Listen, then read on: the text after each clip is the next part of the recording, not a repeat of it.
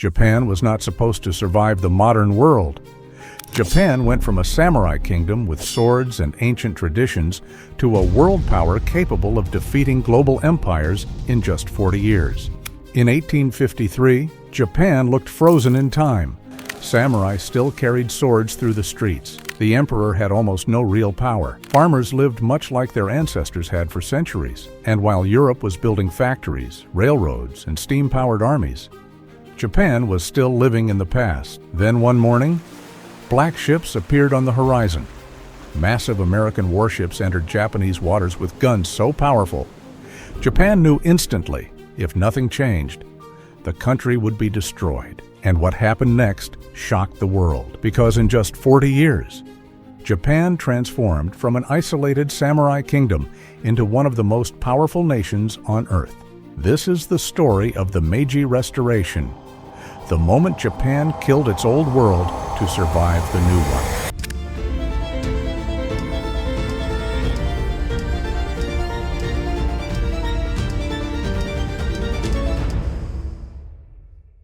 For more than 200 years, Japan had isolated itself from almost the entire world. Foreigners were banned.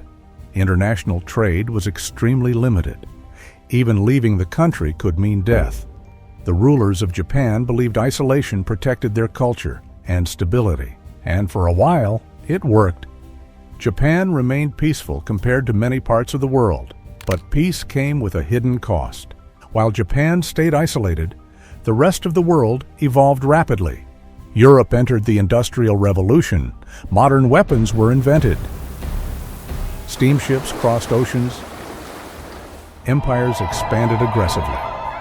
By the 1800s, Western powers were hunting for new markets, new territory, and new influence. And Japan was directly in their path. Then came Commodore Matthew Perry.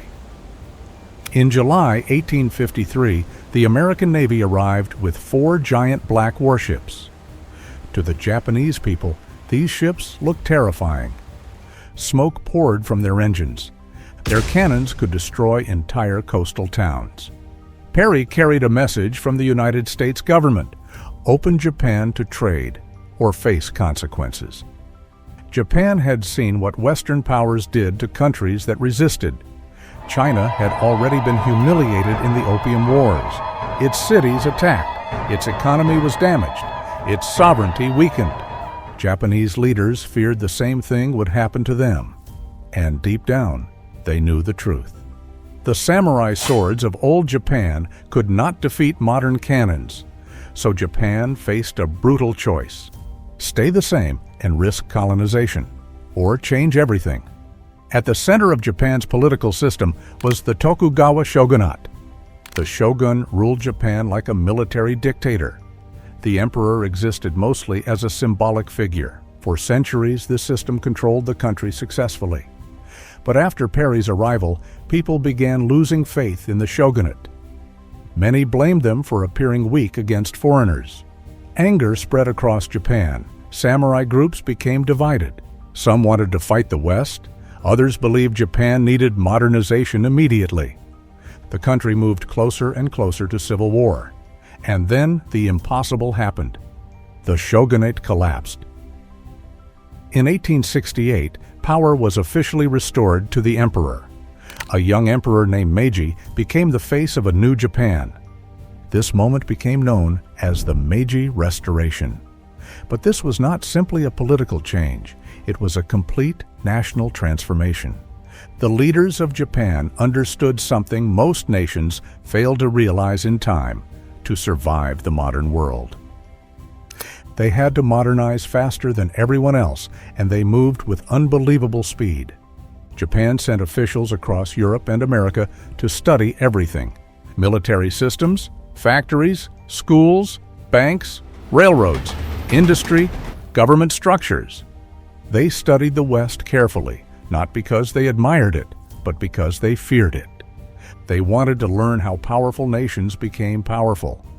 And then they returned home and rebuilt Japan piece by piece. Railroads spread across the country. Factories appeared in growing cities. Modern schools were created. For the first time, education expanded on a national scale. Japan even changed its military completely. For centuries, samurai had been Japan's warrior class.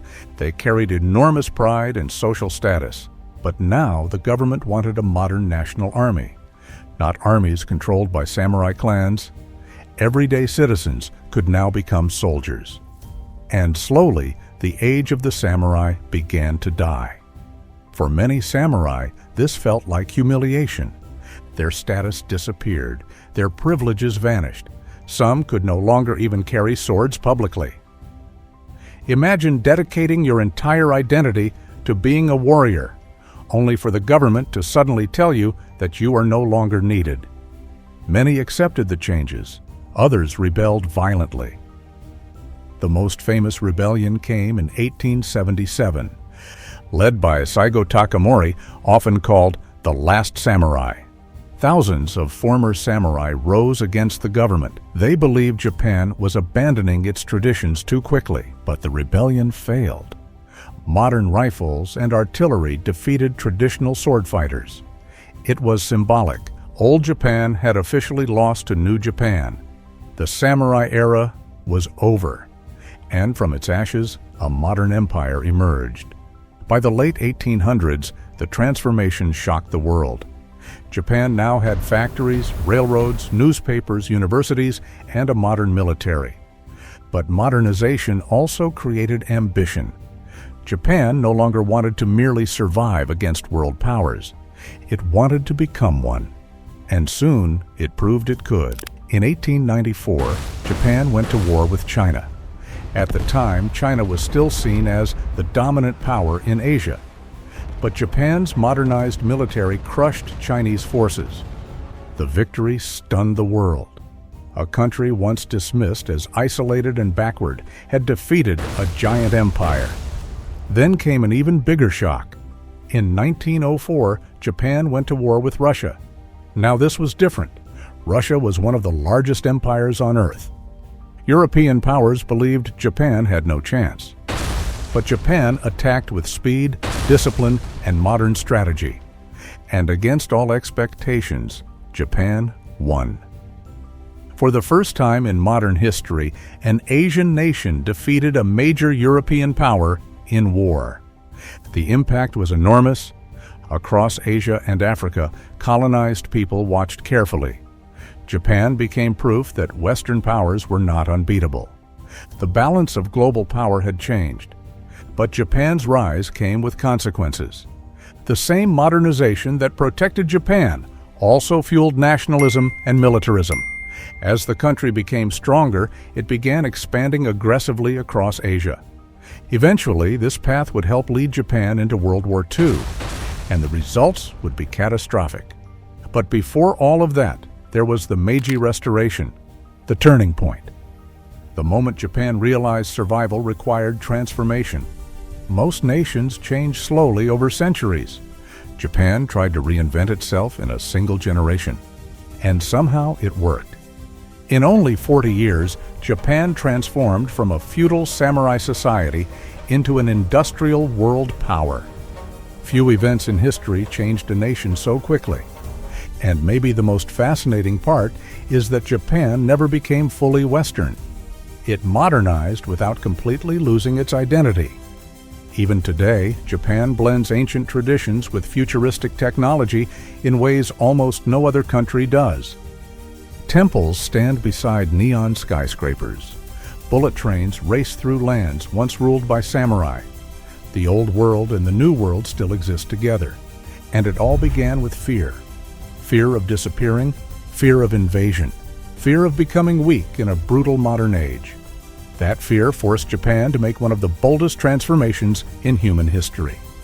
A transformation that changed not only Japan, but the entire world. Because when the samurai disappeared, a superpower was born.